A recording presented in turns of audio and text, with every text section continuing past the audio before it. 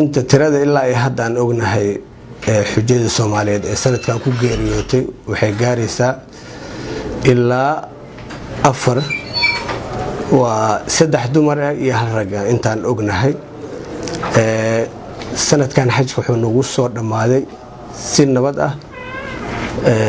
waxaan rajaynaynaa hadduu Ilaahay yiraahdo sanadaha soo socdo saan isi ka fiican inuu noogu dhamaado hadduu Ilaahay yiraahdo insha Allah haddana waxaan diyaar u nahay in xujada Soomaaliyeed dib loogu celiyo dalkii darada ay bilowday diyaaradda daala in dib u celiso Muqdisho lagu celiyo iyagoo nabad qabo sidoo kale shalay diyaarad kale oo Ethiopian Airlines oo Madiina ka baxday ayadana waxa dib loogu celiyo Xamar ilaa dadka intooda badan ay ka baxayaan anaga halkaan xafiiska ayaan fadhin doonaa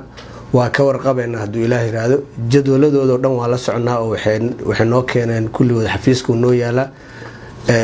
waxaan rabaa in halkaan ugu mahad celiyo dawladda Sacuudiga ugu horeeyo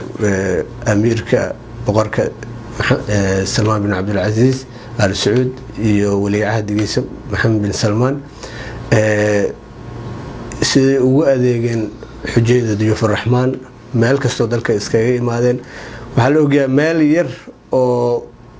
aad u yar oo Kacbada 2 milyan iskugu imaanayaan waa dareemi kartaa culeyska meeshaas ka dhalan karo qofka hortaada socdaan la arkayn markaas uu sii jeesto waa kaasi dhumaya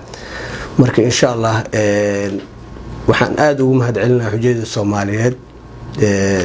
si iskugu dulqaateen naxariista u muujiyeen mid kale uu ka warqabo isku naxariisanayaan kan xanuunsan isbitaal loola cararayo asxaabka loogu wacayo marka waxaan rajaynaynaa hadduu Ilaahay yiraahdo insha Allah